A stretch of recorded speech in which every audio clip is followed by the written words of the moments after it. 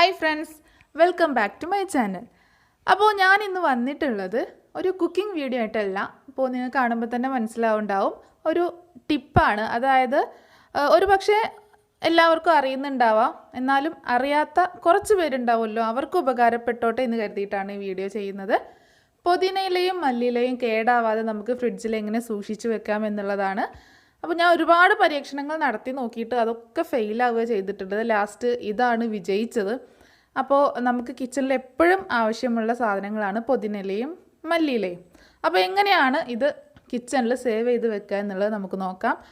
ആദ്യം പുതിനയിലയും മല്ലിയിലയും ഒരേപോലെ തന്നെയാണ് ചെയ്യുന്നത്. നമുക്ക് മല്ലിയില ആദ്യം എടുത്തിട്ട് അതിൻ്റെ ആ തണ്ട് വേരൊക്കെ നമുക്ക് കട്ട് ചെയ്ത് കളയാം.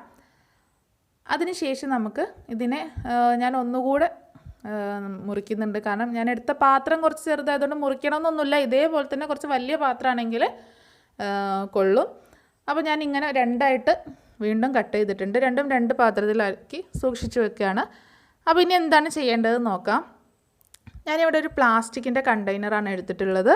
അപ്പോൾ ഇതിലേക്ക് ഞാൻ ഒരു 2-3 ടിഷ്യൂ പേപ്പർ ഒന്ന് ഇറക്കി വെക്കുന്നുണ്ട്. 2-3 മതിയാവും. അങ്ങനെ 2-3 ടിഷ്യൂ പേപ്പർ വെച്ചതിന് ശേഷം ഇതിലേക്ക് നമ്മൾ അരിഞ്ഞു വെച്ചിട്ടുള്ള മല്ലിയില വെച്ച് കൊടുക്കാം. വളരെ സിമ്പിളാണ് കാര്യം, ഇത്രയേ ഉള്ളൂ പണി. എന്നിട്ട് ഇതിൻ്റെ മുകളിൽ വീണ്ടും നമ്മൾ 1-2 ടിഷ്യൂ പേപ്പർ വെച്ചിട്ട് കവർ ചെയ്യുന്നു. എന്നിട്ട് ഈ കണ്ടെയ്നറിൻ്റെ അടപ്പ് വെച്ചിട്ട് അടച്ചു വെക്കുന്നു. ഇങ്ങനെ നമുക്ക് ഫ്രിഡ്ജിൽ കുറേ കാലം മല്ലിയിലയും പുതിനയിലയും സൂക്ഷിക്കാൻ കഴിയും.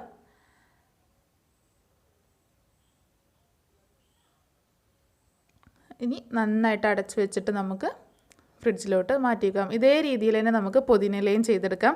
പുതിനയില ചെയ്യുമ്പോൾ ഞാൻ അതിൻ്റെ ഇല മാത്രമായിട്ട് എടുക്കുന്നുണ്ട്. അതിൻ്റെ തണ്ടൊക്കെ ഒഴിവാക്കിയിട്ട് ഇല മാത്രമായിട്ട് എടുക്കുന്നുണ്ട്.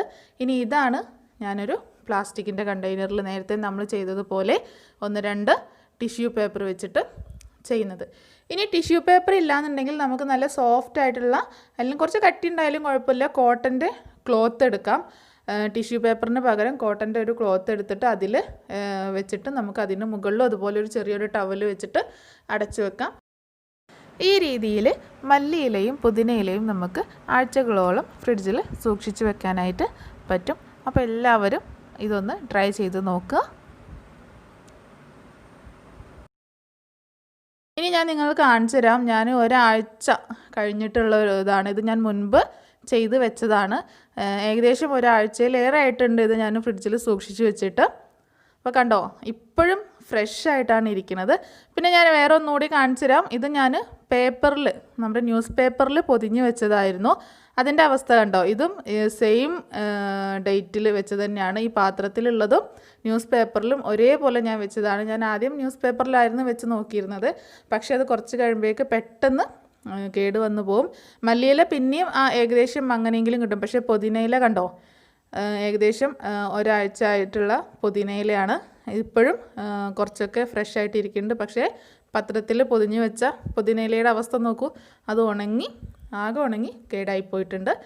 അപ്പോൾ നമുക്ക് ഈ രീതിയിൽ നമ്മുടെ മല്ലിയിലയും പുതിനയിലയും ഫ്രിഡ്ജിൽ ഒരുപാട് നാൾ സൂക്ഷിച്ച് വെക്കാൻ കഴിയും. ഇനി ഞാൻ നിങ്ങൾക്ക് നമ്മൾ ആദ്യം എടുത്തു വെച്ച പുതിനയിലൊന്ന് കാണിക്കാം. മല്ലിയില എടുത്തു വെച്ചതൊക്കെ തീർന്നു പോയി, ഡെയിലി യൂസായിരുന്നു, അതുകൊണ്ട് തീർന്നു പോയി. പുതിനയില കാണിച്ചു തരാം. പുതിനയില അത്ര വലിയ അത്യാവശ്യങ്ങളൊന്നും വന്നില്ല ഒരുപാട് യൂസ് ചെയ്യാനായിട്ട്.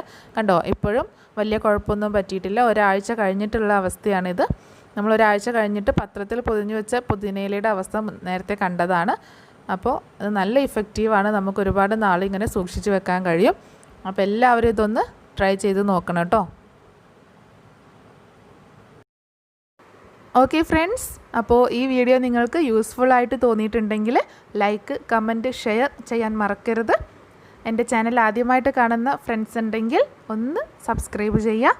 തൊട്ടടുത്തുള്ള ബെൽ ബട്ടൺ കൂടി ഒന്ന് എനേബിൾ ചെയ്യുക. എങ്കിലേ ഞാൻ അപ്ലോഡ് ചെയ്യുന്ന പുതിയ വീഡിയോസിൻ്റെ നോട്ടിഫിക്കേഷൻസ് കറക്റ്റായിട്ട് ലഭിക്കുകയുള്ളൂ. അപ്പോൾ അടുത്ത വീഡിയോ ആയിട്ട് വീണ്ടും കാണാം. ബൈ.